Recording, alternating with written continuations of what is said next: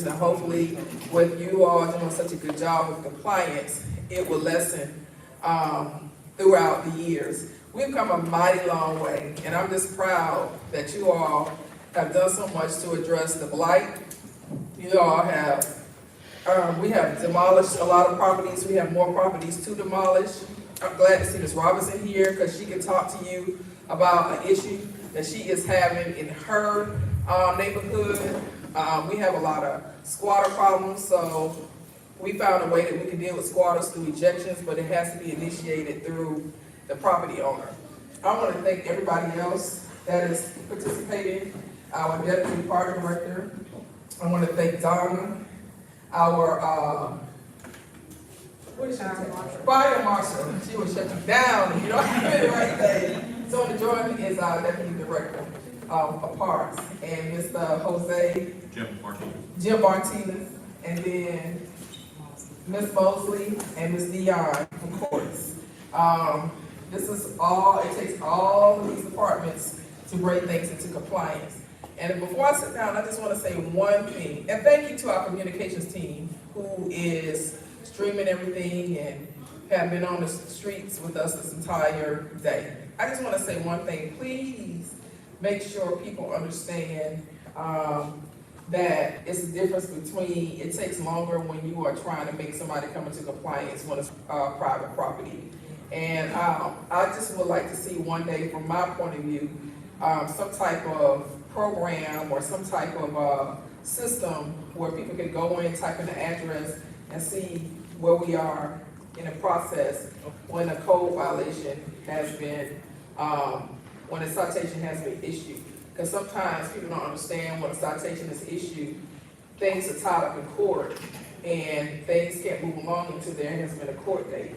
And then citizens sometimes want to come to court so that they can testify on how things impact their community. And so if we can kind of touch on that, that would be very helpful. Thank you again for bringing this to District 3 and more to come, I know, in the future. Let's give a round of applause. We definitely will be addressing that because citizens can come and make impact statements in court cases. So we will be talking about that. At this time, I want to introduce our hosts, Mr. Rico Cody and Desiree Moody. Give them a round of applause. We're going to let each one of our panelists just say something very brief about their department and the significance of their department, and then we're going to get started. We're going to start with court. Okay. My name is Dion Dixon, and I am the court administrator for the city of South Fulton. And just a little bit about what we do. We handle certain misdemeanor criminal cases. We handle all traffic cases.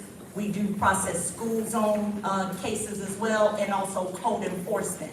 So anytime you have a question or you need to get in contact with someone at court, feel free to send us an email at courtclerk@cityofsouthfultonga.gov, and we can be reached at telephone number 470-809-7400. Thank you. Good evening and happy Thursday. I am Latrice Mosley, the Development Services Manager for Community Development and Regulatory Affairs. My division actually oversees the permitting process for the city. We facilitate and process and help process and streamline reviews for permits with the building, engineering, and planning departments. If you need to contact us or have any questions about our processes and permitting needs, you can contact us at 470-809-7200. Good evening, everyone. I'm Joe Martinez. I'm the Deputy Director of Public Works. A little bit about Public Works. We do everything from maintaining the roads to the traffic signals. That includes our construction operations and our traffic operations. We also maintain and do minor repairs within the right-of-way. And everything within the right-of-way, the Public Works Department maintains. We also have solid waste under us. We have our solid waste coordinator tonight, Gordon Burgett. And if you have any other questions, you can reach us at 404-809-4255. 7409. Again, 44809-4709. Thank you. Good evening. I'm Donna Dingler. I'm the Chief Fire Marshal, and I am a small part of a very professional department that serves you in both fire and EMS emergencies. The Fire Marshal's Office serves you in education, inspections, and investigations. We can be reached by email at crr@cityofsouthfultonga.gov. We spend a lot of time with our businesses in order to ensure fire compliance to the International Fire Code, the Municipal Code of the City of South Fulton, and life safety. We first inspect each business in our community and allow them a compliance education. And if they are not compliant, we allow them 30 days, depending on the type of non-compliancy, in order to correct it. And unfortunately, after that, as it becomes non-compliant, we move into enforcement, in which we have the opportunity to work with our court systems, our code enforcement systems, in order to better serve our community. So if any time you need to reach fire, it's 470-809-7575, and we look forward to always serving you. I am Paul Muhammad. I'm the interim director for code enforcement for the city of South Fulton. And our department, we enforce the codes. We enforce the municipal codes of our city to help keep our city clean, to help keep our city safe, and to improve the quality of life. That's what we do. A lot of times, people look at us like we're the boogeyman. But you know, everyone wants their property value to stay what it is and to increase. So what we do affects your property value. What we don't do may affect your property value. So it's very important that you have a very good code enforcement team. And I would say this, our code enforcement team is the best. And if you look out in the audience, they're all here. So all the code enforcement team, please stand up. We'll get a chance to address whatever your concerns are. Be patient, please be patient with us. Let's get our code enforcement team. Let's start a round of applause. And I'll pass it on. Good evening, everybody. How y'all doing? All right. So what I would like to do is introduce myself, as stated earlier by Councilwoman Willis. My name is Tony Jordan. I serve as the Deputy Director for Parks and Recreation.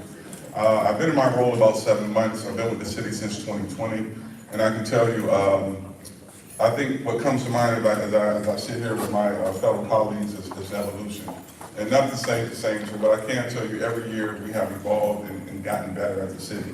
Although there may be some kinks we're getting through, and so I'm just here to on behalf of our department, to state that not only are we providing services for young people, but we provide services for all demographics and all walks of life, in programming, special events, and so on and so forth. And so I'm here to answer any questions that you may have, and I even bought a treat.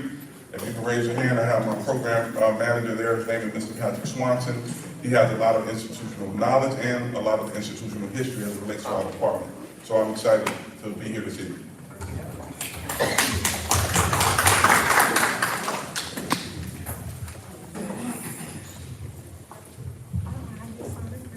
Good evening, everybody. Sorry I'm late. My name is Corporal Elliott with the City of South Fulton Police Department. I'm assigned to the Park Ranger Unit. I also got experience working on the street. I worked on the street for about 2 years before they moved me over. So any questions y'all have in reference to what we did on patrol or anything in reference to the city parks, feel free to ask.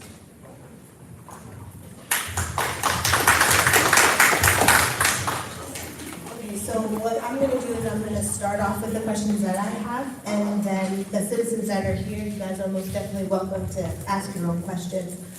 So the first question that I have is for Public Works. Who is responsible for potholes being repaired, and does the city pay for the damages?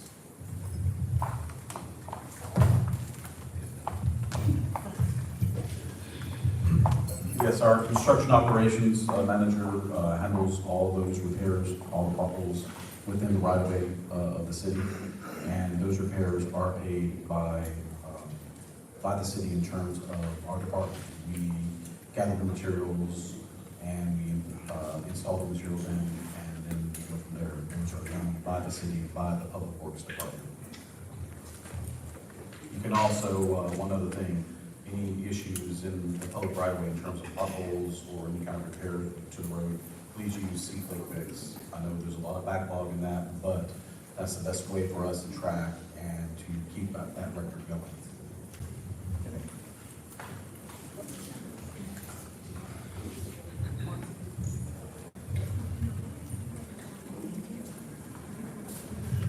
The next question is for fire. Do you provide fire alarms free of charge?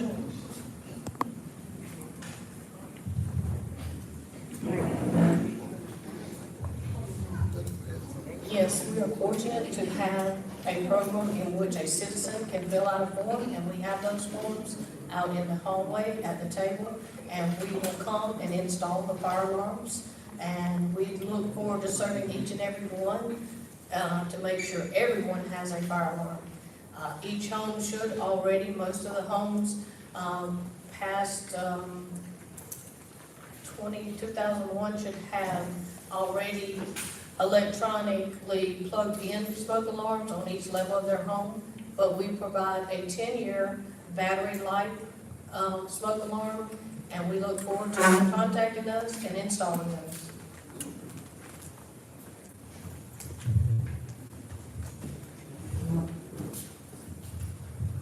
For courts, what steps do I take if I want to appeal my case?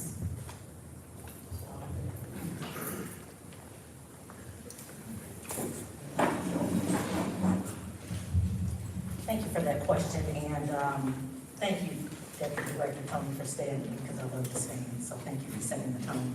But to answer that question, if you wanted to appeal a case from municipal court, the next level would be state or superior court, and the judge always explains at the end of a trial or during the court process, if you want to appeal a case, he will give you that information. But we also do suggest that you seek legal counsel, because there are various steps that you have to take, and it has to be done correctly. Thank you. The next is for Parks and Recs. How do I reserve a room or pavilion? Those steps are fairly easy. We have an admin staff, Mrs. Joan Troop and Whitney McCormick. They handle all our rentals. So the point of contact is to either reach out via phone, which is 470-240-8381. I'll pass your information on to them, and they can get your email, give you a facility rental application, and the application kind of self-explanatory on how to make one of the pavilions or a facility. Do you know how much it would cost? It just all depends on what the facility is. Sometimes some pavilions are maybe 10 by 20. We have some that might be 30 by 40. So it just all depends on which one you're renting. And so at that time, it will educate you on the variations of the prices.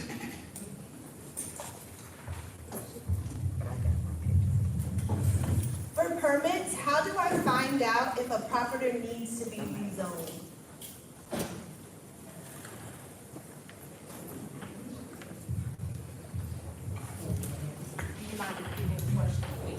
How do I find out if a property needs to be rezoned?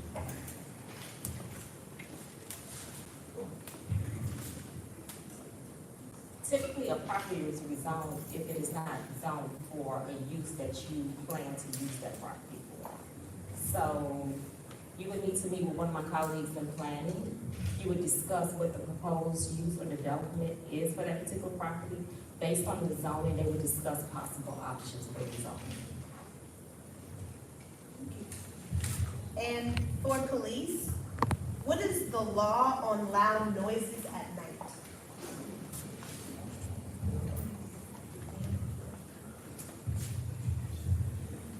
So in reference to loud noises, it have to be during quiet hours. So if somebody making too much noise during quiet hours, and I believe quiet hours is from midnight to 6 a.m. You give us a call, we'll come out, make contact, and go through proceed like that. A lot of times we just try to educate and inform. We keep getting continuous calls, we'll go ahead and do the other route, which is enforce, which leads to citation. Could you repeat the quiet hours again, please? I didn't hear you. I believe it's from midnight to 6 a.m.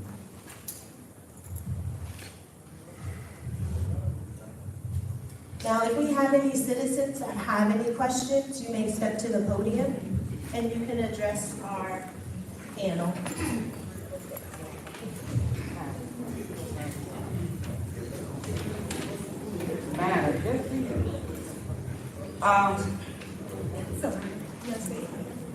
Code enforcement, because we need some help. We're off of Mallory Road, and I just left the house, and the lady is right now there doing some construction. They come in at night and they do their work, so if y'all wanna catch it, you can go over there now.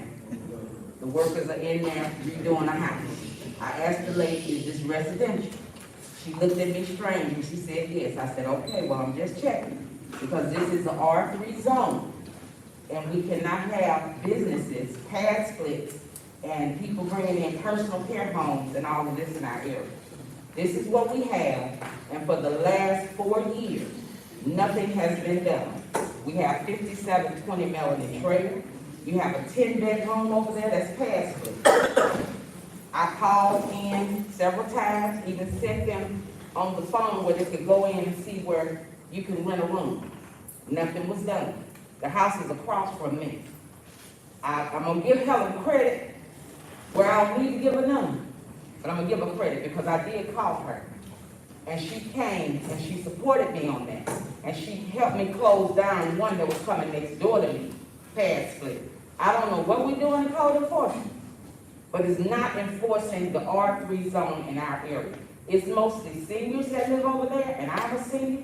Next year, I'm knocking down. I'm gonna tell you how many years, but I'm knocking it down next year. And the bottom line, most of them over there are 70 plus that we live over there. People bought their homes to retire. But we're being inundated by a lot of people walking the street, young people sitting. I had to call the police last week because you had some young men laying on my grass. I'm like, can I help you? And they just stressed out. Like I said, nothing. But they said they were at somebody else's house. I'm saying all this to say, we are paying our taxes. And our tax dollars should be working for us and not against us. 130 Melody Court, that's a rooming house. I reported that over 2 years ago. Gray Truck Park, 5720, he lives at 130, but they told him he couldn't park but one vehicle, so he bring it down on our side of the street to park. Mr. Winston died Christmas Eve, but emergency vehicles, they had to get people to move their cars from double cars parked because they couldn't get through. This makes no sense.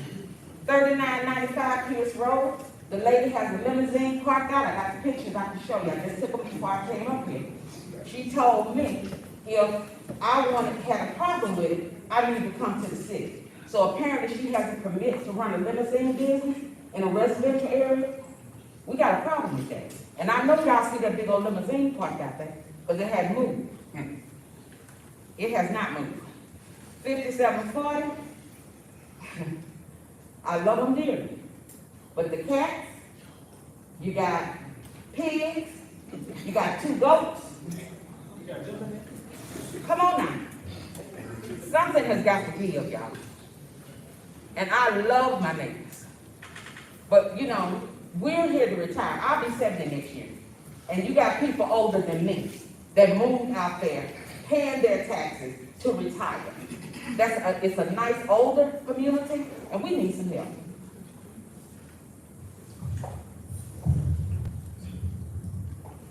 Can I get some answers tonight? Not just some.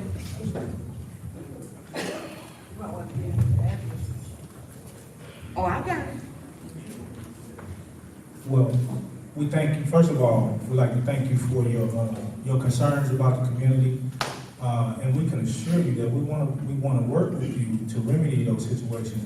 What happens a lot of times, we may have cases on properties that you mentioned. And what I'll do after this is over, we'll get with some of our officers. We have different officers in different zones that patrol large areas at a time. So what we'll do, we'll pair you up with the officer that's in that particular area, and I'll personally make sure that we give even more attention to the issues in which you mentioned. But what tends to happen, So we go out and we find a violation. Say you put it in, we find a violation. We go out and we write it up, right? We send off a notice of violation. We give them 10 days or less to remedy the situation. We go back, the situation is not remedied, what we do, we take them to court. We have two courts. We have a municipal court and we have a code board court. Sometimes and oftentimes they may not show up, so we get what's called a failure to appear. And guess what? The fine is assessed. But if they don't appear, guess what? That violation is still present. So we have to keep on putting forth effort to go after, some people are very elusive to what we're trying to do. But I can guarantee you, we have some officers that are really hard-nosed about code enforcement. But we're going to work more closely with you to remedy those situations. As far as pass split is concerned, there's some legal things going on for pass split. They found a loophole. We're working on those things, some things I can't discuss in this forum, but I can assure you the city is not going to sleep about pass split. Pass split is not just your complaint, it's a complaint of many, many citizens. And we're going to find a remedy, and once we get that exact remedy that we can enforce, because we're dealing with legalese, so what we do, we have to make sure that we're operating in confines of the law. But when people find loopholes, and they say in martial arts, for every move, there's a counter move. So right now, we're working on that counter move for you. And work with us, please, and be patient with us, and we'll make something happen for you. Yes, ma'am. I am, but it appears when you make a complaint, because I did complain, and then the gentleman in his fine, and I have no problem with it, because he came and showed me the complaints on my property. He said about my son's car, so my son's car got towed. So the car left. He told me about something in my back, but I'll fix my property. Okay. Yes, So don't come to me to tell me about my property, because I'm complaining about other mess that we see. But it's fine, if I'm gonna fix mine, and mine is fixed. So all I'm asking is for you all not to turn your heads, because I know this has been going on for years. And we've seen this because, this gentleman, he died, 2 years, 3 years ago? When I called you about that? About 2 years ago? This has been going on too long. And I know you all see all the cars. What does it take to know that there's a pass fit there? Vehicles. Anytime a vehicle is on the street, it's a traffic violation. Well, they say because the city owns the street, they can Well, say that. it falls under the jurisdiction of the police department anytime it's on the street. So we're gonna work closely with our police department. When those things happen, we put them in see-click fix, and I'm sure they have their process as well. So if you will, please be patient with the process. We have not turned a blind eye to anything in our community. We have a very large community, and we're on the case. But we're gonna work specifically closer with you, because you voiced these concerns, and your concerns are important to us. And we want you to know that. And we're gonna show you that we mean that, all right? I appreciate it, because I ain't trying to move. Mr. Muhammad, with the split pads, what has happened, if you pull the building review, report, what a lot of people are doing with the split pads is that when they come in, they submit their plans to building review to renovate like a regular single-family home. And then once they get their certificate of occupancy or building permit, they go in and they change those homes into several rooms. And that's how we were able to catch the one on Tawana Drive, and that's how we were able to catch the one next door to her, because she walked in and saw they were constructing the house into a split pad by putting separate doors and rooms. And putting the padlocks on the doors in the combination, and they were able to go in and see that. And when they went back on the review, what they submitted through the for a building permit, it didn't reflect that. So they were able to put a stop order on that particular home. So the home that she's talking about, what I would suggest is that you all go pull that building permit and building review and see what they were approved to renovate the home for. And then, Ms.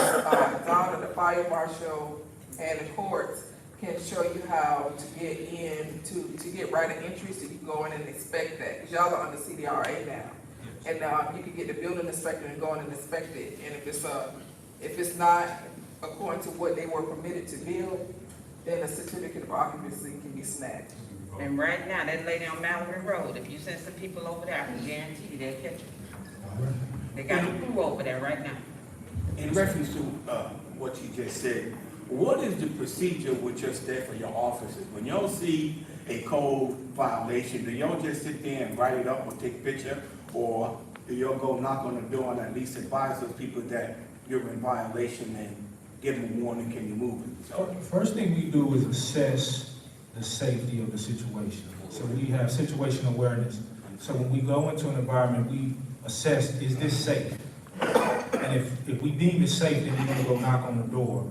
But that's our first thing we wanna do is knock on the door. We might even blow the horn just so they can look out to see us first. So they don't just think it's anybody approaching them. So we have to really think when we go into these situations because people don't wanna be told what to do with their quote unquote. and that's understandable. Yes, sir. So no, we don't, we have different approaches for different situations. Thank you. You're welcome.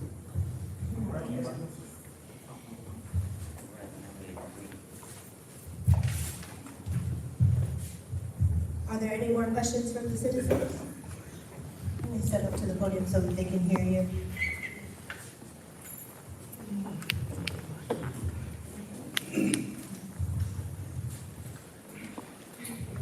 Good afternoon. I've spoken on this before. I live at 4940 Highland Lake Drive. And there's an easement that comes between my house at 4940 and house 4930. All kind of bushes and everything growing up in that. Now trees because nobody's done it since over 5 years now, at least 5.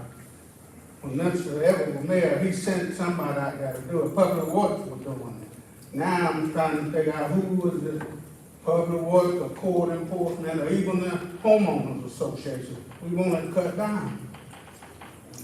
I can't get anybody to come and even look at it. I've seen Code Enforcement trucks in the subdivision several times lately. Nobody stopped by to even check it. So we wish to take a look at it. Somebody. Hello, sir. What's the address? 4940 Highland Lake Drive. And the other house before mine, 4930, between the two houses. He's not right. Now, the city was, Public Works done it when Mr. Everett was mayor. I've been in that house 20 years, and he always had somebody come and do it. Even when he was the mayor here, he did. After he left, nobody interested anymore. And I've been calling and sending pictures over there to let them see the property, but nothing's been done about it. And I know I've seen the truck in my subdivision a couple of times. Nobody even stopped by to check on it. Yes?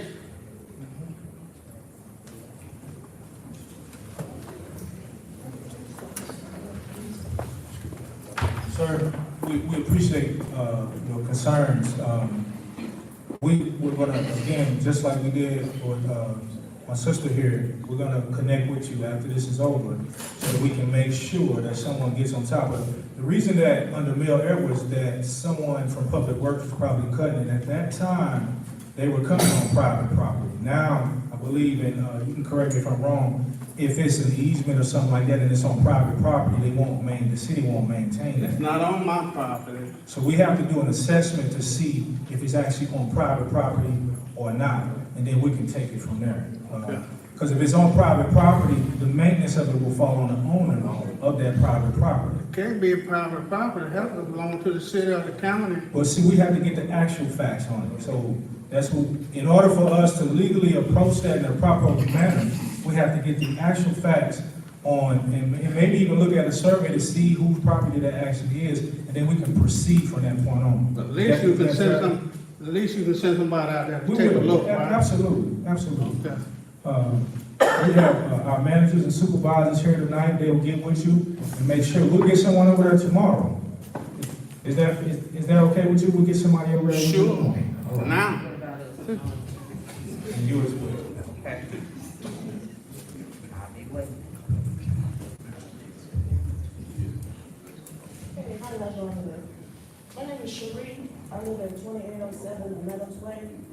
And these tenants across the street, they live at 2010 Meadows Way. They've been there for 6 years, and all they do, like, I called the officer out, I think this is the officer that came out that particular day. I'm not sure, do you remember me? Well, I'm not sure, but the kids, spray painted the streets. And I called the officer out, and a lot of times when I call the officer out, they don't write a citation, they don't do anything, they can say it's a civil suit. It's a civil case, I gotta file a claim. And I've been dealing with this for 6 years. The house look nasty, they don't cut the grass, the kids in the middle of the street playing, they pay on my property, I got no trespassing signs, and they just don't care nothing about that. And I've been going through this for 6 years. I used to call code enforcement, which is Warren, he comes out. I mean, it's crazy. I mean, I shouldn't have to live in my house and feel miserable. You know, I work overnight, I need to get my rest, and I'm constantly complaining, and nothing's being done. And I'm just miserable in my house because of these tenants. They're always in violation. I call the police, I call the landlords, the house look like crap. It's ridiculous. I mean, what can we do? The landlords knows about all the issues. Nothing happens. My mailbox been kicked over, balls been thrown in my window. I tell these kids stay out my property, going to football, riding the bicycle on my property. They still do it anyway. They think it's a joke. The parents in the house getting high. I know they're looking out the window, they don't do anything about the kids. I get cursed out. So can you please do something about this? If you go down the street is painted right in front of my driveway. They try to spray paint bikes at 8:30, 9 o'clock at night. These kids can't be no older than 13, 12, 13. There's a park right across the street, right around the corner from the house, it's subdivision. They can throw the football all day, open field. But they're going to throw it in the middle of the street, where the ball lands on the property, and they have to come over to our property and get the ball. Not just mine, other residents. It's 2018, the Meadows Way.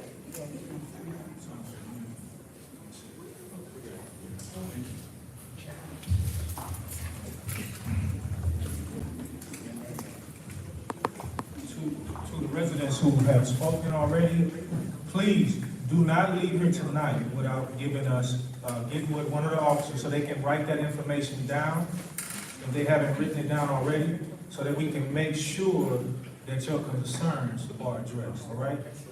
And we can assure you that we're gonna work closely with you to remedy these situations. That's what this forum is all about. It's so that we can hear the things that we don't normally hear. Because we can't be everywhere at all times. But when we create these forums, it is so that you can bring these things to us. We're not running from you as citizens. We're running to you so that we can hear your concerns and address your concerns, all right? So I can assure you that we're gonna do something about it.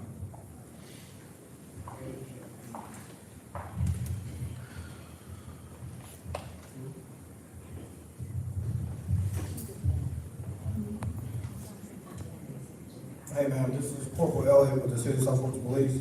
So in reference to what you were saying, they come on your property, you call us out. We always like to tell residents, we like to inform and educate first before we start into enforcement. I'm not sure how many times you called. Me personally, I don't remember you, so I can't really speak on if I was going to your house or not.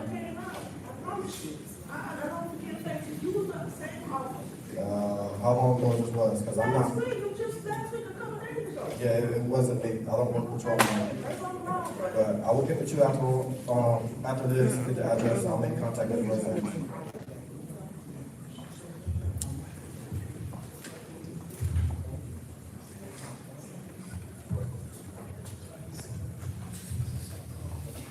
Good evening. My name is Olivia Corbin. I am the owner of the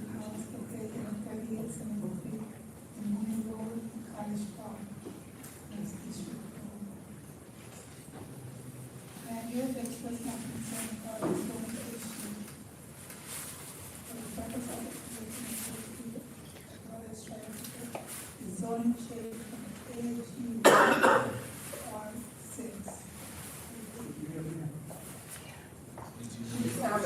She's here to express her concern about an issue, where a developer is trying to change the zoning from AG1 to R6.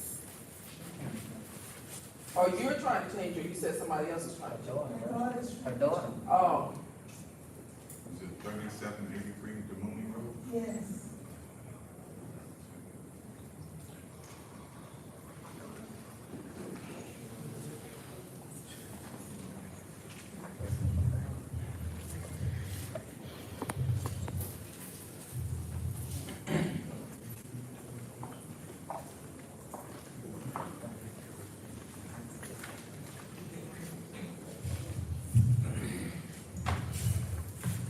Good evening. When someone wants to change or apply for rezoning, it isn't an automatic process.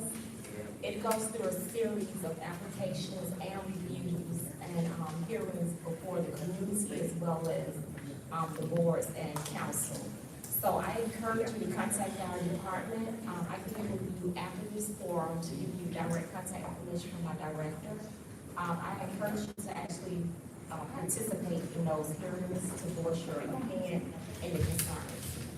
So it's not an automatic process. They actually have to go through, they being the applicant have to go through a series of processes in order to have that entitlement granted. So,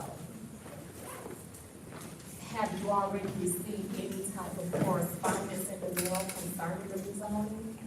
Invites to those public meetings? Okay, that's fine, I can get with you afterwards. Yeah, could you answer me a question? When you have an area that's already zoned, and someone or establishment wants to rezone, Yes. in addition to the standard operating procedures that you have, do y'all get the individuals, the residents that's in that immediate area, give them the opportunity to say, yes, I do, or yes, I don't? Again, there is a process, it's not an automatic, a process where the property is rezoned just because the applicant wants to rezone. They file an application, and in order to have it considered before council, it has to go before the community. Okay. The community attorney Senator is actually served, not served, but provided notice of that application, and at those meetings, you have an opportunity to voice your concerns. Thank you. And while you still have the mic, what, do you need a permit for fences, and what, stages do you go through?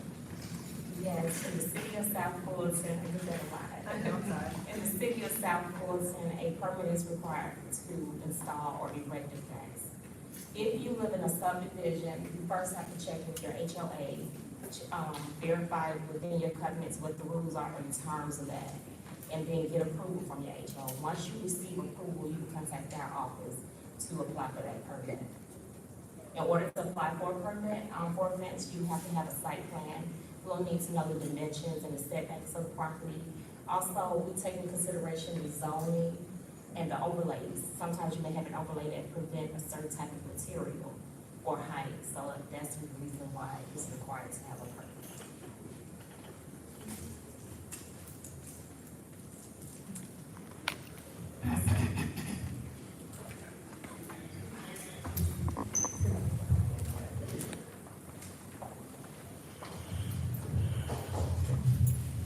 Good evening, ladies and gentlemen.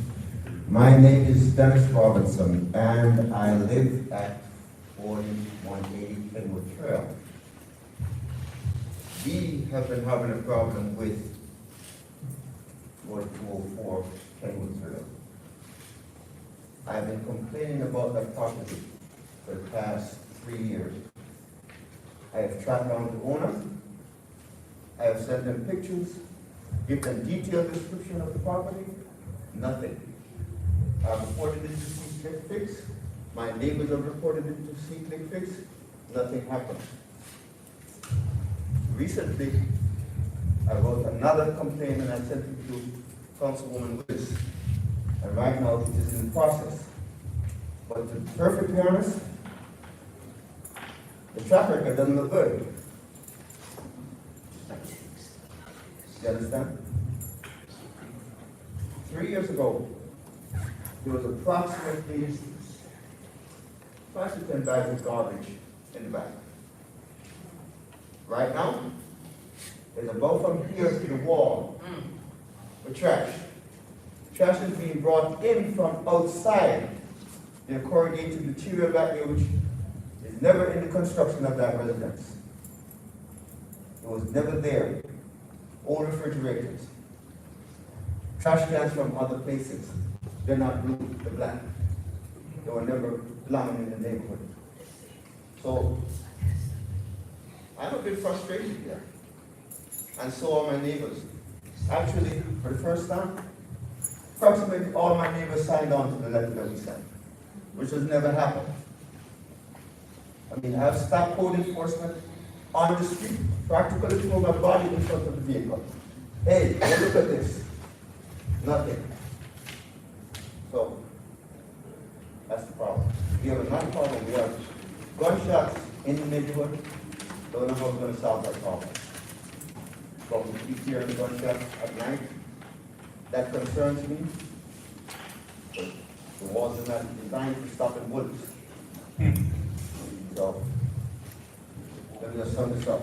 We've been seeing, and we've been clicking, but he ain't been fixing. So, Mr. Muhammad, you responded on October 23rd saying that there is an open case. Officer Warren has already opened a case on this property as of October 18th. A notice of violation is being sent out to the high grass and weeds and the trash and debris piled up at this property. The case number is CE 2023-10-01965. And so, I guess the question is, where do we go from there? Officer Warren is present. He can speak to I that. was a case on this last week.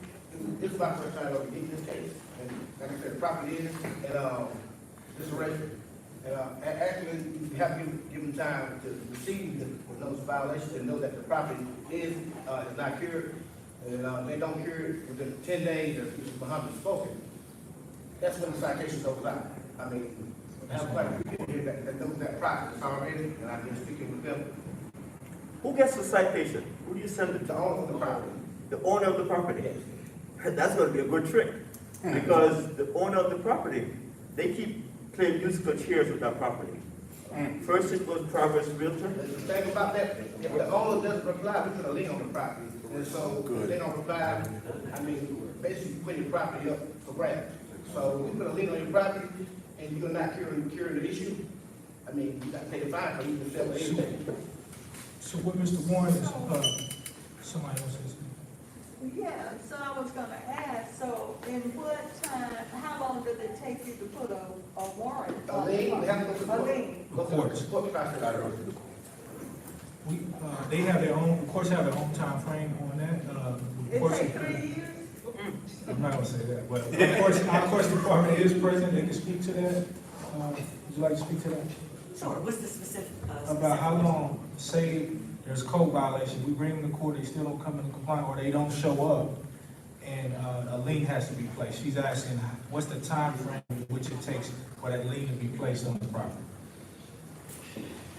I mean, now that can take several weeks, but let me just go over this. So once, I don't mind speaking.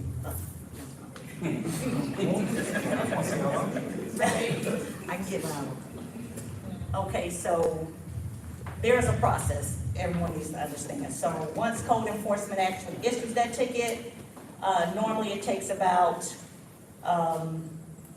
that's something we're working on, but I would say about 3 to 4 weeks or so. We put that on the calendar, and if they do not show up for their court hearing, then they are what we consider to be failure to appear. So an additional fine is assessed, and then there is a possible bench warrant. But what we do, because let me say, everyone a lot of people always say arrest, arrest, but when we arrest, it's a problem. Okay, so when the judge issues a bench warrant, then the community is in an uproar. So what the judge typically does is we'll work with code enforcement and our office will reschedule the case, okay, to give them an opportunity. So then at that time, if they're still not in compliance or they miss a couple of court dates, then the judge may issue a bench warrant. But I just say that to say that we need to be careful about that, because as soon as the judge starts issuing bench warrants for code violations, people start complaining and calling council people about what we're doing. But we are, I will say that we're working with code enforcement. One thing I thought about, a question that was already asked, what we could do probably as early as Monday is run a report for code. Everything that we have under code enforcement, and I can give that to Muhammad. And then he can just take it from there, him and his office, and decide what they want to do with certain cases that are open. Because there are cases that are lingering around, to be honest with you, and that's not necessarily through no fault of code, but we probably do need to go ahead and get on that. So I will make sure that I have my case manager back here in the back. And so, again, we will run that report. Everything that's listed up under code enforcement, we will go ahead and get that over to Director Muhammad, and we'll just take it from there. Well, with this particular case, the case was just opened on October 18th, and he issued a violation of code. Sir? When did you issue that violation of code? It was on the 18th. You issued a violation of code on the 18th? Right. And so they're not in compliance. How long when you issued it? 10 days. 10 days. So if it's so on the 28th, if they haven't cleaned up, or then what? We do a re-inspection, and if it's not cured, we put them on a citation. Actual citation. So just say if we get that citation from code enforcement, say November the 5th. We only hold code calendars once a month. It will go on the December court calendar. And then the process will start there. So that also allows them an opportunity to still cure the issue, and then come to court and then talk to the judge about it. And so I just want to speak to, because I know that it's frustrating, but in Georgia, you have to give property owners due process. And we have to go through all these steps so that if they don't come into compliance, once they go to court, say the person is a no-show, and they issue a bench warrant, but then, at some point they can place a lien. Once a lien is on a property, then that's when the city can take measures to take over the property to bring the property into compliance. But it has to go through these steps. We can't just go onto the property and do these things without these steps. We understand that, but I guess what you all need to understand is that we've been doing this for 3 years.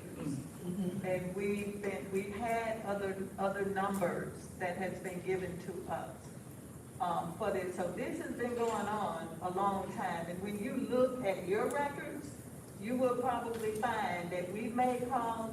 I live right next door to him. We've made calls. They've made calls as well as other people that's on our street has made calls over 3 years. Yes, ma'am. I understand that. And let me just say this. So for courts, from our perspective, is once that citation is issued and it gets to us, then that's when we're involved. Otherwise, if it's still with code, and they're dealing with compliance issues, we don't have any knowledge of it. So it's going to be once that citation is issued. So what I would suggest as well is to get with Director Muhammad and his staff, give them that address, and then what we'll do as well, he can just let us know, and we can just see if we have anything in the system, any open cases. So we'll be more than happy to do that. So, Mr. Muhammad, the only time, and really this shouldn't happen. The only time this has been given this level of attention is when it was escalated to me. This is the first time it was escalated to me. And I guess over 3 years, but I guess their point is it shouldn't have to be escalated to the council member for it to be given this level of attention. Absolutely, absolutely. Well, let me say this about because there's a process, it's kind of like a murderer. If somebody commits a murder, that murderer could be on the run for many years. A murderer could be on the run for 25 years, and it's a matter of catching that person, right? So say we adjudicate a particular property that's just egregious in the city, and we're trying to go after that owner. We can't get the owner. For whatever reason, we can't get him. We'll come back and try again, because the complaint gonna come up again. And then the same thing happened.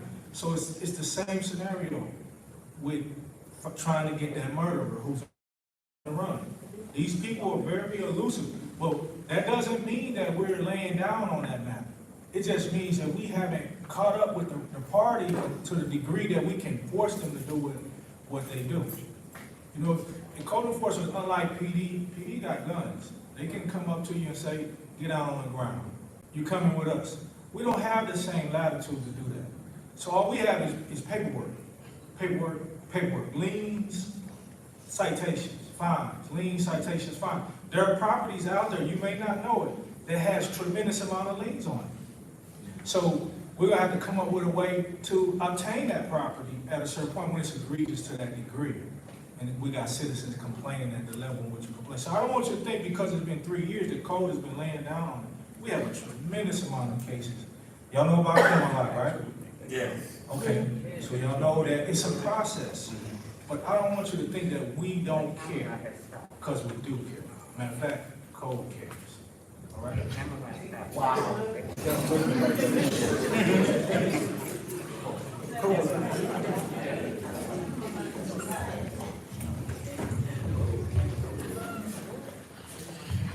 I appreciate what you're saying, but it seems to me that the landlord, they're 2 steps ahead of you guys. Because what I did was, I went and I looked at their corporate structure and who owns what. It is elaborate, you would not believe. I mean, so, and then when you get down to it, you find that the corporate offices, it's the same person. Progress Realtors, True North Properties, Barbara LLC. So by the time you start harassing this guy, they just go down and move it to the other guy. And you're back to square one. So I don't think you guys have the tools. I can address This your is what you question. get to the bottom line of this problem. Officer One.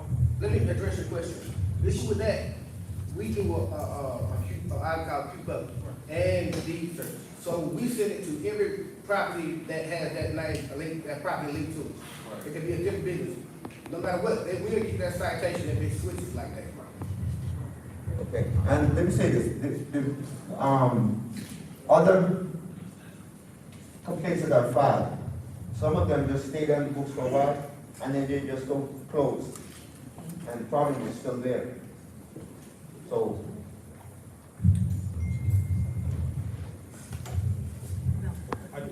I truly understand your frustration, trust me, I truly understand. Even with like Secret Fix, we're working on a way, because sometimes say you put in a Secret Fix, our officer goes out, he acknowledges it, he opens a case, he sends out a notice of violation, he goes back in Secret Fix and say, I open the case, here's the case number, so you can do an open records request. And then the Secret Fix is typically closed, and now we're working on a process to come back in and say, hey, this is going to court, right? But that doesn't mean it's not handled. Because if we can't locate that owner or they're elusive, like you mentioned, we've seen that before. They change the company, sell it to another company. Now we got to do another citation to that new company. So they're doing like that. We'll eventually, we have a very good track record of catching someone. We haven't caught all of them, but we have a good track record of getting on top of those cases. Like I said, we're going to work with you. As they change their methods, we have to change our methods. And so we're going to continue to fight this fight for you all, for the citizens of the city of South Fulton. But we just want you to know that we're on the case. We're not sleeping on these cases. These officers open up a tremendous amount of court cases every month. We keep track of how many cases we open. We keep track of the time it takes for us to close and acknowledge Secret Fixes. So we keep our own statistics so that we can show those statistics to show that, hey, we're on top of it. We do care about you and you're concerned. So, Mr. Muhammad, on the 28th, when y'all go back over there, that trash and all that stuff is still gonna be there. y'all gonna issue a notice of violation at that point, correct? Well, So, with this case, what we're gonna do, especially based on what he had, the seriousness of it, we'll send it straight to our municipal court. So we have two courts. We have our code board and we have our municipal. In municipal court, you can face jail time or get bench warrants. But again, that bench warrant, they gotta get caught on a bench warrant as well. If I issue a bench warrant to you, police gotta pull you over and run your name and find out. So that's the process as well. You know, so please be patient with the process. And feel free to always reach out to me or anybody on my staff if you got questions or concerns so that we can make sure those questions and concerns are satisfied and give you the understanding that we're attempting to give you tonight.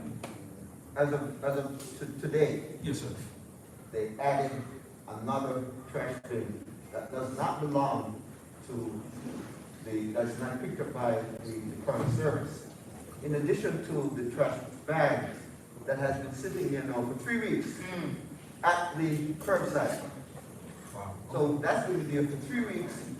And I basically, when I come back with my dash cam, I just turn it so I can record what's going on. And it's Well, we're definitely going to escalate. We definitely will escalate that to our municipal. Once Officer Warren goes out there tomorrow and they're still in violation, which sounds like they will be still in violation, we'll escalate that straight to municipal. So what we do on illegal dumping cases, for instance, those go straight to our municipal court.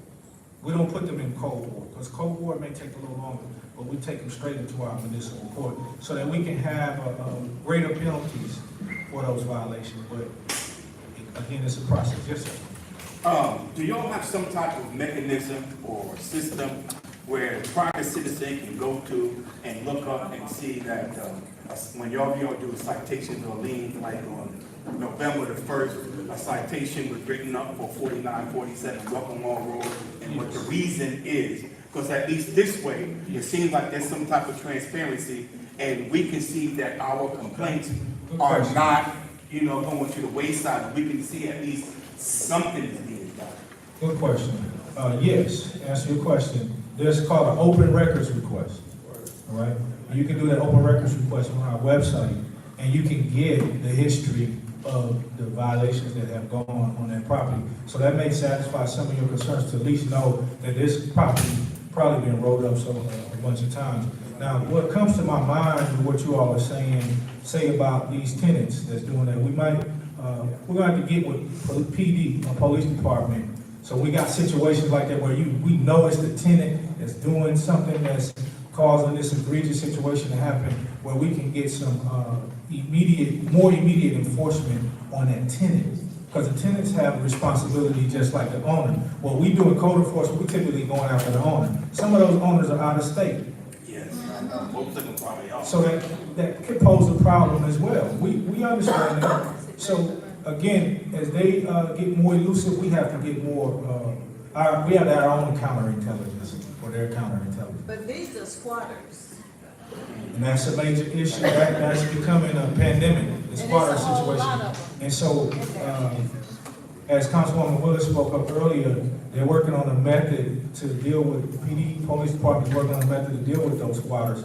So we're working on your behalf. Sure. Yes, sir. Officer Gibbons? Yeah, with those squatters, if you guys got the actual homeowner's address, PD, we've got a system now in place that you guys, the homeowners of that property can go down to Prior Street to the courthouse to fill out a squatter's affidavit. They don't care. The homeowner, we let them know everything that's going on there. They do not care. Maybe they're just being paid, and that's all they want is to be paid. It doesn't matter what the property looks like. Okay. Well, in order for PD and code enforcement to do anything, everybody has to do their part. Yeah. I'm just saying that, not being condescending, but I'm just saying everybody has to play their part in this game. So you guys have to do your part with code enforcement. You have to do your part with PD as well. So again, if the homeowner's not going to do their part, those squatters are going to keep doing what squatters do. Go from that resident to another resident in the city, and they're going to keep doing what they're doing. So that petition is in place for the homeowner to go to Prior Street to do the affidavit. And now, instead of the homeowners actually going through the eviction process, which all of us know takes an extended period of time in Fulton County. The judges have been graciously signing those affidavits. And the sheriff department, along with the marshal's department, along with the city of South Fulton Police Department, now we go out and we present those squatters with that affidavit signed from a judge in Fulton County, and they have to leave.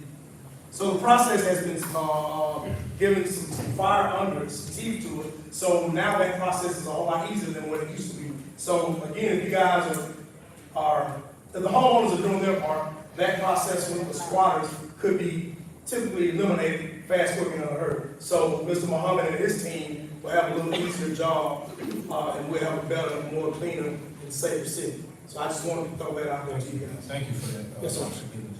Thank you. As Officer Gibbons said, it's a lot of moving parts when you're dealing with, I'm gonna give them just a second. When you're dealing with law and administering law and enforcement, we have to operate a certain way because citizens and criminals have certain rights as well. So we have to operate with that in mind. So sometimes while you might want instant gratification, the law is not set up for that. It's set up for us to go through the process to get that gratification. And so what we come before you to just assure you that we're operating in the confines of that process and asking for your patience for that process to work out. Yes, sir. He has a question. Yeah, he said he can speak for that. Okay. I'm small, but I have a big mouth. Okay, come on with it.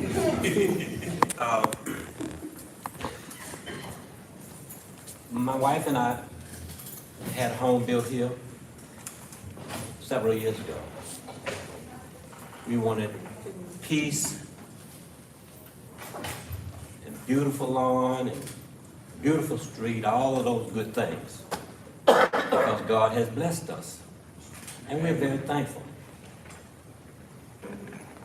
But what I hear now is we got our mayor, right? I apologize if I'm making mistakes. I don't have your positions clear in my mind. It takes a while. And then this gentleman spoke over here.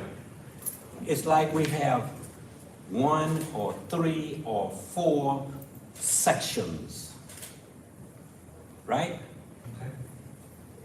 Sometimes sections don't work good. This is a new city, and a lot of people are watching you all. And I want you to shine. I want you to do your best, because other cities will be modeling after this one. And it won't just be me, it'll be a lot of us. But those of us who pay taxes and try to obey the law where the police, we don't try to drive too fast, you know what I'm saying? We don't want any problem with y'all. We want y'all to be our friend. Okay, so let's do it better, please. Let's tear this one up and rebuild it, and I'll do everything I can to assist you. Absolutely. Thank you. Okay. That's great advice.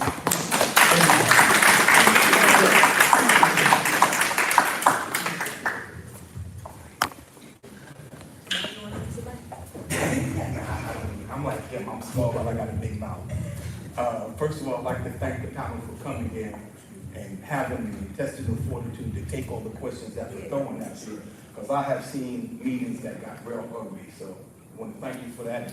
Councilman Willis for sparing this, to giving us, the citizens, the opportunity to come on a platform like this and vent. That's what we're doing, vent. And it might seem that some of our problems are small, but when you're living there every day, every hour, it gets to the point where you say, you just want to throw your hands. Saying that, I'm confused. Thank you for your service. Well, thank you for your support. I'm confused, I'm perplexed, I'm frustrated regarding this daggone garbage problem that we're having. You do pay the bill, you don't pay the bill. When you call Waste Pro, they say call the city of South Fulton, when you call in, it goes back and forth. I have several questions. I'd like to know that, where does the city get the authorization to go to our mortgage company and put that bill on our escrow account? That's number one. And what is the ordinance or the law regarding that? And the reason I'm asking, because a lot of people on their escrow, they have just enough to cover it for the next year. But then if you're gonna come in and you're gonna throw in another bill, it's gonna take away from somebody else and it's gonna have a deficit, which means your mortgage is gonna go up because it has to be covered for the next year. So I'd like to know where y'all get the authorization to do that. I'll give you a chance, sir. I also like to know why all of a sudden it just changed. Was there a bidding process? Why all of a sudden we're going to Waste Pro and we as citizens didn't have the opportunity to say, yes, I want them or not? Was there a bidding process? That's what I would really like to know. Okay, good evening. My name is Gordon Burkett. I'm the solid waste coordinator for the city of South Fulton. I'll take the second question first. We actually, over two periods, since 2022, we actually did a listening session. Actually, we did 6 listening sessions in 2022.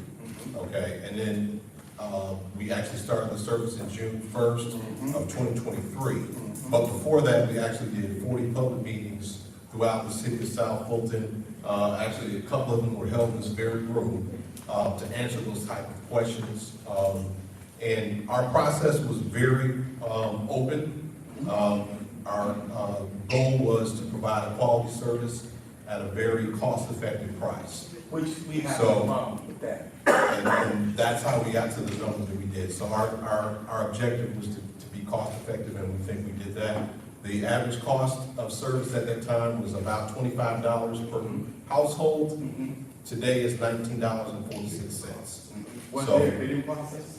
There was a bid process. We actually advertised it.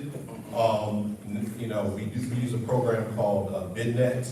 It goes out nationally, and it also contacts any solid waste providers in the area. We got a number of bids. We evaluated them against certain criteria that we established, again, through the listening sessions, and that's how we picked our vendor. Okay. Your first question was, how did we get permission to put something on your escrow? The answer is we did not. That's actually an arrangement that most lenders require when you get a loan. So the thing that affects because it's an investment, not only your investment, it's theirs as well.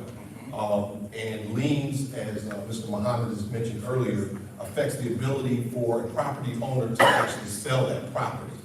So it is in their interest and yours not to have liens placed on that property. So during the closing process, they typically have you sign what's essentially like a limited power of attorney, where they can act financially on your behalf to address fees and other items that may affect the ability to sell that property. Okay. So I want to make sure I'm clear here. No, okay. We did not contact any escrow companies or any lenders. We used the tax commissioner's office to do this activity. They did not contact any lenders or escrow companies in this process either. That information is public information. So if you go up there right now, you can look up your taxes or your solid waste bill, and so can the lenders. Right, but that's how it happened. What does the garbage bill have to do with our property taxes? So we chose the tax commissioner to collect that fee for us. And everything else is actually between you and your escrow company. We don't make any of those kind of decisions. Okay. And not every escrow company will give you this option, but you have the ability to reach out to them and they can adjust your fee structure. And again, that's based upon the agreement that you signed with them at close. Well, I'm trying So it's different for every vendor. Myself and others are trying to understand why the city is collecting the bill for a private company. Waste Pro has nothing to do with the city of South Fulton, except that they're coming around and taking our garbage. That's what I want to know, and I still don't have the ordinance or the law that says that they can go to our escrow account without my authorization. Okay. And understanding they did that, like I said, some people, if you do that, put that extra bill on there, it's gonna cost their mortgage to go up because they don't have enough in their escrow account to cover it when it comes to either October or November. And I'm not holding you responsible, I just. Well, that's part of my job. Okay. And that's why I'm here tonight, to make sure that you get the answers that you're concerned about. So, I don't want to take too much more time here, but I'm happy to, explain this as necessary with you offline. So, but again, we did not do anything directly with any escrow companies. Again, that's a relationship that you have directly with no, that's between you and your lender, not between the tax commissioner or anybody else. And they're the ones, and that's where that, and so that's why I'm saying I don't affect that at all. So I would encourage you to reach out to your lender or your escrow company to have that conversation. Well, why can't I have the conversation with the tax commissioner why y'all are collecting money for a private company? So, okay. I can see if the city workers was going around and getting garbage, but we got a private company that's going around taking that garbage, but you got the city that's collecting the money for it. That does not make sense. So, again, we wanted to make sure that we did this as cost effective as possible. So I wanted to make sure that your amount that you had to come out of your pocket, because we're dealing with your money and your And I understand that. We wanted to make sure that that was very conservative. If you go across the border into Atlanta. Oh, I know, you'll notice $500. There's $500. I don't have any problem with any of that. It is cost effective, I will give you that. It is a statute that we provide this service by. I don't have the code off the top of my head here, but if you go to our website, it's the first item on the left-hand side. If you're on your computer, there's a little blue streak on the left-hand side when you go to the solid waste page. Yes. The very first button at the top, it will tell you the enabling legislation. Okay. And if you have any other questions, my email address is on that website as well, so you can forward those to me, and I'll be happy to answer your questions. All right? Thank you for the time. Thank you. Thank you, Mr. Burkett. Any more questions from our citizens, residents? No, I just have I came to this meeting because I actually went to code enforcement this morning to complain about no response from your office. And so as I come here tonight, listening to you, what I'm getting is that it's a lot of excuses for why things are not going along or not getting done. There is no, if somebody does something wrong, you should be able to take there should be a law where you could just do something about it without the long drawn out situation that you're explaining. Now, it took code enforcement 7.5 years to come and clean my backyard from trash that was being dumped there by the people from the subdivision or apartment behind us. And after they cleaned it, it started again this past April. So when I called code enforcement, took pictures, put it on Click It, so forth and so on, nothing happens. I get no response. So I drove down there and still got no response. When you say drove down to the, I think it's Parks and Recreation or something. So you came out today? Yeah. Did you meet with anyone today? Yeah, I did. And they told me about this meeting. Did she connect you with an officer, or she just? Yeah, well, I'd already done the Click It thing. But I have some trees that I had to remove out of my yard. and some of the trees belong to you. So I can't do anything with those trees. They have to come down because they're gonna fall. They're huge trees. And we can't do anything about it until you guys do something about it. So for Nathaniel Brown, so for 6 months, you haven't responded.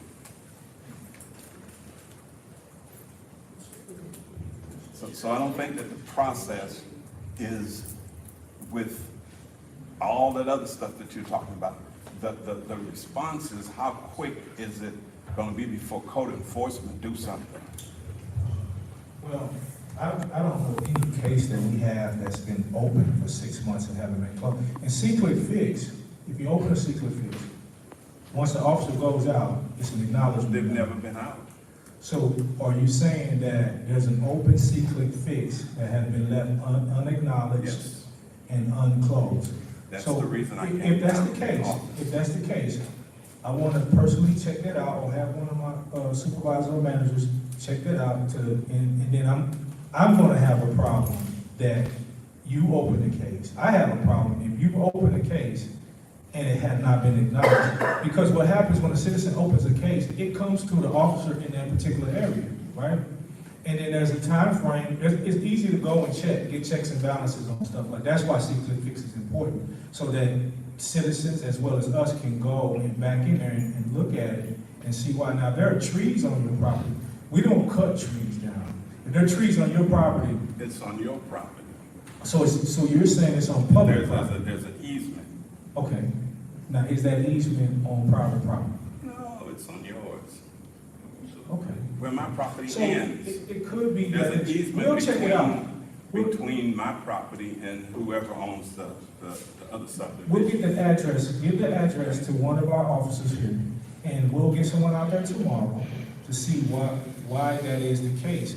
There's a lot of moving parts with it. We don't make excuses, but sometimes there are reasons why, and sometimes the reason why is the process of law. We don't make the process of law, but you know why the process of law is there? It's because due process is due to every citizen. So while we might want instant gratification, we still have to consider the due process of the law. We didn't make that up, unfortunately. But I can assure you that we'll have an officer out there tomorrow. And if it's in fact a code violation, we'll have a case on it. Just because a case was open. So that's where here's where we come in. We have to do a better job of educating the public on what's a violation, what's not a violation. Some things go to a different department. You might put in a secret fix and go to, when you're dealing with trees, we have a city arborist that may have gone to. So we will He check. won't answer his phone. We'll check into it. Cell phone or office phone. Well, we'll check into it. We can assure you that tomorrow we'll get somebody on top of it. Give one of the officers the address, and we'll get somebody out there tomorrow.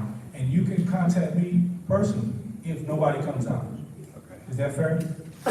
We'll see. Okay. What's your address, sir? 2884 Lake Circle.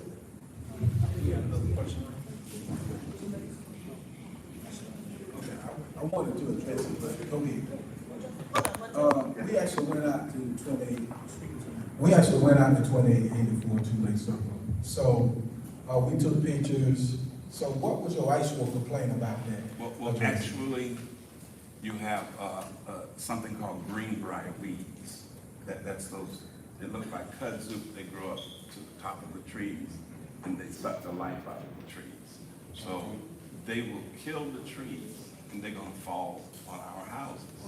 So these are huge trees, these are oak trees. So I had 8 of them removed that was in my yard, but I can't cut the ones on the fence because that belonged to you. Yeah, because when we went out there, we took pictures of everything, and looking at your house and what we saw, I mean, we didn't. Because I had the backyard. Yeah, and then what we saw in the backyard, just like Muhammad But you said. didn't contact me to tell me that you were already there. No, we didn't contact you, but we came out there, we did a case on it, and when we took pictures of the house, we saw what you was talking about at the front of the house and how everything looked. Wasn't no violations, but in the back, what you were saying, you would have to get an arborist for that. That's not my property. So to get that up. That's your property though.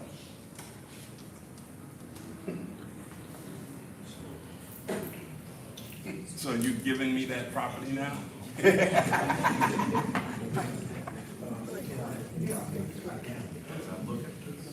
gonna have Public Works speak on when the situations that's in easements and on city property, how that's handled. Yeah, I mean, with the easements, usually you have more of a stormwater, sewer, or water. For us in the city, it's a stormwater easement, and all we ask that you don't build anything on top of the easement, so that if there is a repair that need to be made on the stormwater side, we can go and make those repairs, and that's all the runoff coming from the road, stormwater runoff, hitting the catch basin, going inside the pipe, going between the houses, and going out to a discharge point, whether that be a swell, a creek, or a river. So those are the easements that still belong to the property owner, but there's grass, weeds, whatever that is, trees, we prefer not trees, are to be maintained by the property owners. And usually it's either on one side or the other of the easement.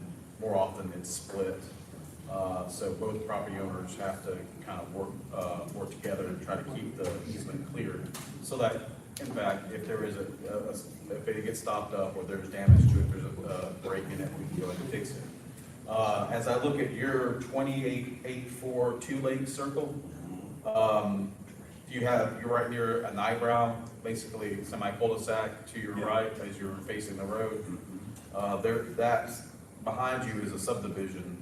So is there anything that's in front of, on the street or in front of your house along the sidewalk that's causing an issue? Because that area looks like it's in the right of way. Anything as you're facing the street, anything to your right, to your left, or behind you is private property. No, the city, you own that easement, you probably own at least 10 feet. We don't own the easement. We ask that we only ask that you don't, but we put an easement, it still belongs to the property owner. The city does not own the easement. The city does ask that you maintain it and Tell keep me it that the clear. government does not own an easement? No. I'm telling you that if there is an easement, that the city does not own that. The city doesn't own any easements. It's an easement. It would be called right of way if we owned it. And right now, as I look at and we can discuss offline, obviously, and we can review it, but everything that I see here on 2884 Two Lake Circle shows that, again. So I can just take all that property behind you then, up to the fence. I'm not even. No. Well, I'm just telling you what I'm seeing here, is that, we don't own the easement. The easement still belongs to the property owner. It's 10 feet on one side of the pipe, 10 feet on the other side of the pipe. It's just an easement. It allows us to go in there and work on the pipe that's underneath there. We ask that the property owners do not put any fences on there, any barriers or anything like that, for the fact that somebody is we ask that it still belongs to the property owner, but we do not own the easement.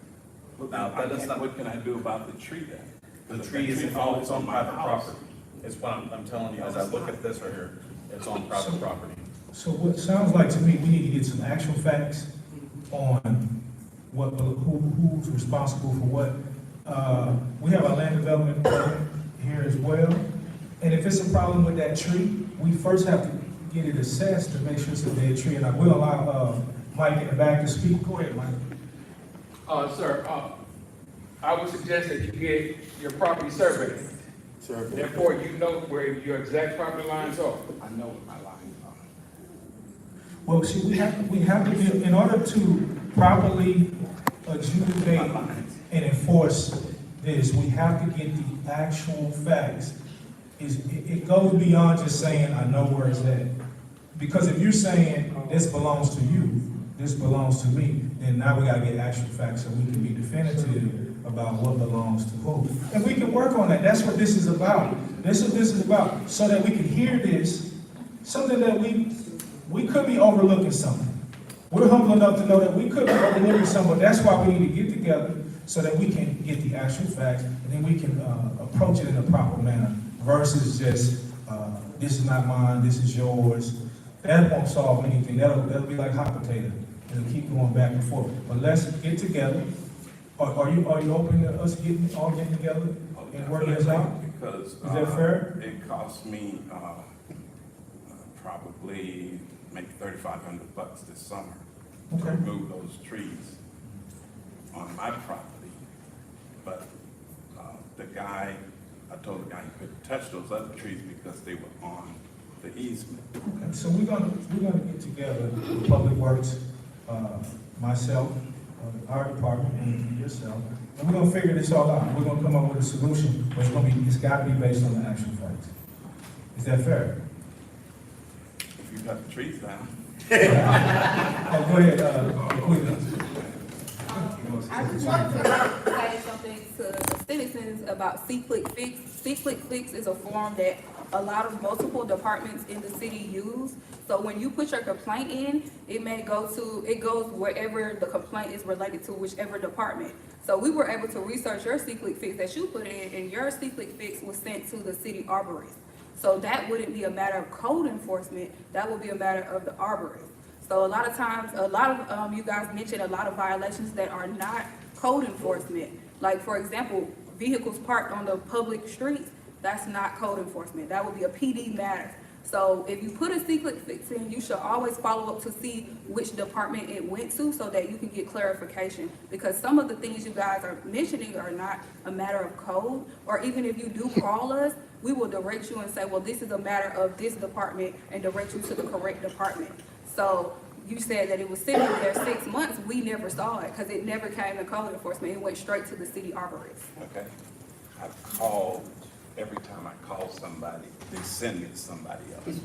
When I talk to that person, it's somebody else. And so you're saying right now, code enforcement, police, you're just going back and forth, the arborist. It doesn't matter. Sir, give me a call tomorrow. The great thing out of all this, you're here tonight, and we're hearing your issues. And we're gonna work together as a city so that we can bring remedy to your issue. Okay. All right, thank you, sir. Yes, sir. My question is for Mr. Public Works.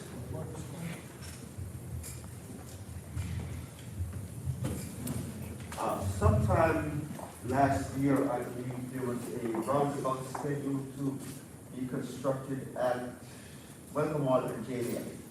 And then there was another reconfiguration at Welcome Hall at the intersection of JDA, where it comes in at a 45-degree angle.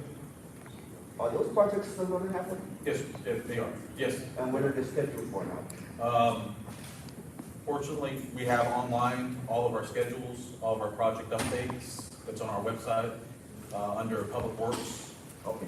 And I can get you that information and show you where to navigate to, and it gives you all the information on those projects. But that roundabout is coming, sure. Okay, great. Thank you so much. I'll go find it. Yes, sir. Any more of our residents have questions? Any more listening? Yes, ma'am. I arrived late, and I just want to find out if this question was asked. And that is, we have an abandoned house in your community, and the landscaping or anything is not maintained. Why doesn't someone come in? I don't know if it would be code. Someone come in and maintain that land and then bill the homeowner or whoever owns that property, put a lien on that property so that that area continues to be maintained. Is that challenge difficult or? Well, there is a abatement process for that because those still are private property owners. We can't just go on their property because they have rights, even if they're doing what you mentioned that they're doing. But there's an abatement process that it has to go through in order for the city to be able to go onto that property, cut the grass, or even demolish it. So we now have that process in place. There is a list of properties that is set to be demolished and or cleaned. So again, once again, it is a process. How long can you expect before anything can be done or anything is done? How long will the process take? I can't say how long that would take because there's so many of them. What we do once we identify them, we put them on our list to be, we started with the most egregious.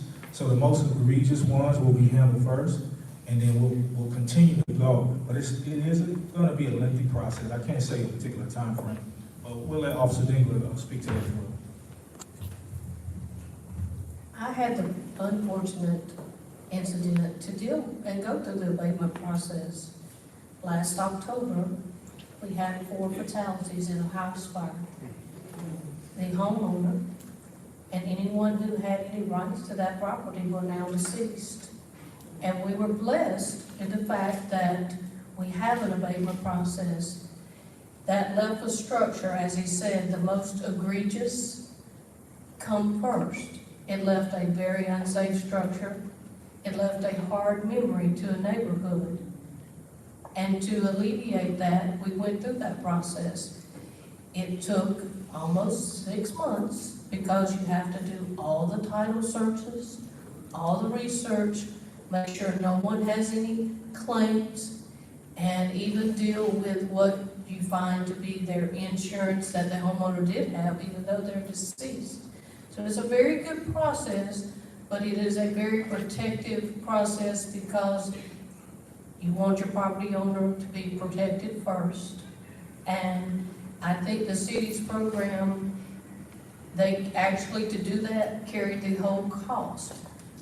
Even to this day, I'm waiting for insurance people to even possibly do some of the recovery of the cost to the city.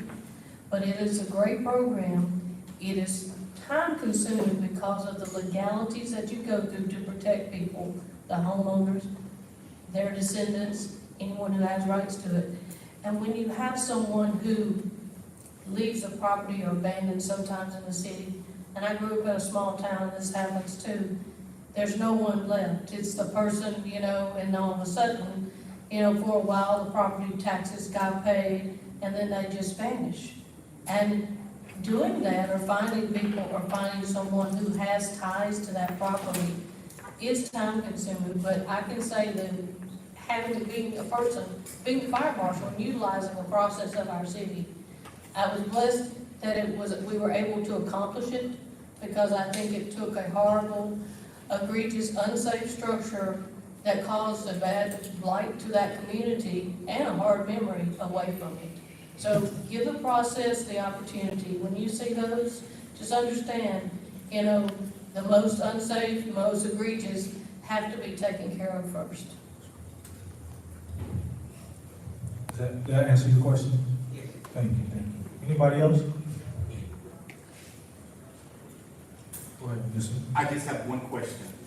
Going forward, is it possible for us to continue to have a venue like this, maybe quarterly, so we can come to you and see if the previous concerns we had had been acted on? Absolutely. Because this is the best way for us to have information, is getting it straight from the horse's mouth.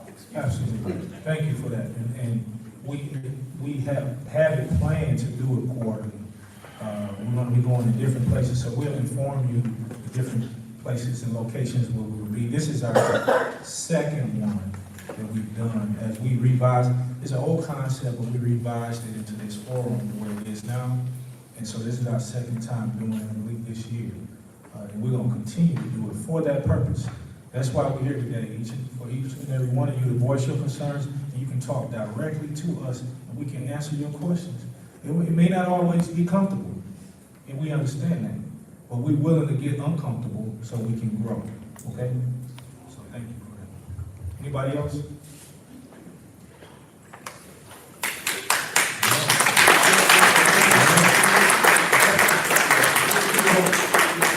We have tables outside, so that concludes. If there are no more questions, comments, concerns, we thank each and every one of you for coming out to your power.